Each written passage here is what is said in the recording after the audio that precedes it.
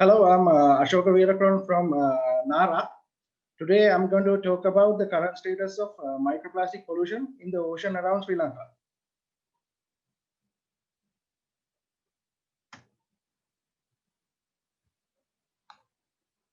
As you know, plastic and polythene has become a major marine litter today, and it is a global issue that we should address at our earliest.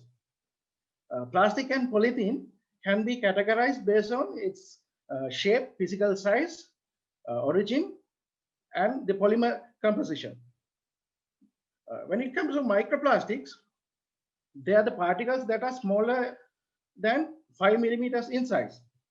We think microplastics are dangerous because they are buoyant, they can be taken from place to place by ocean currents, winds, and they can carry different toxic components and can be toxic to marine biota and can be bioaccumulated in food chains.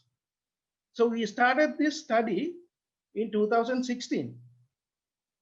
First, we wanted to study the abundance. We wanted to see the pollution levels in Sri Lanka. Then we wanted to study the spatial variations and the potential sources of pollution, of microplastic pollution in Sri Lanka.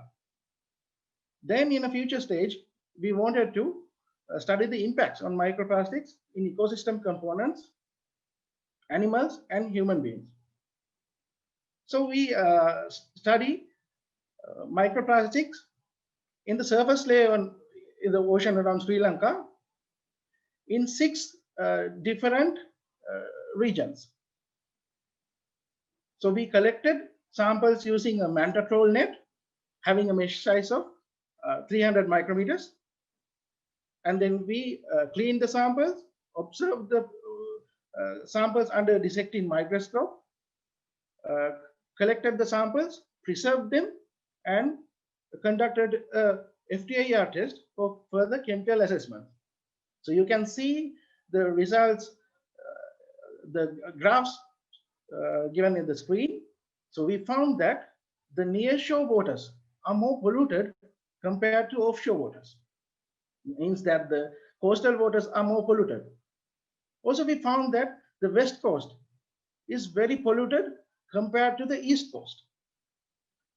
The overall average abundance of microplastics was 0.31 particles per cubic meter, and the average physical size was 1.18 millimeters. So we found different physical and chemical properties of microplastic particles, and we found that there are different weathering patterns as well. So in conclusion, the major sources of pollution are the industries related to packaging material, fisheries, and textiles.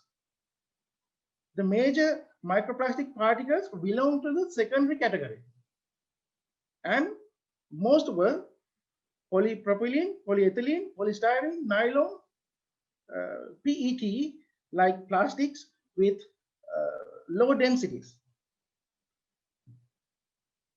We found that plastic contains different toxic material components that can be very toxic to human and animals. And our suggestions are to conduct studies on the effect of microplastics on different ecosystem components, fish, seafood, animal tissues, and if possible, human tissues as well, because smaller plastic particles can be ingested by marine biota and it can be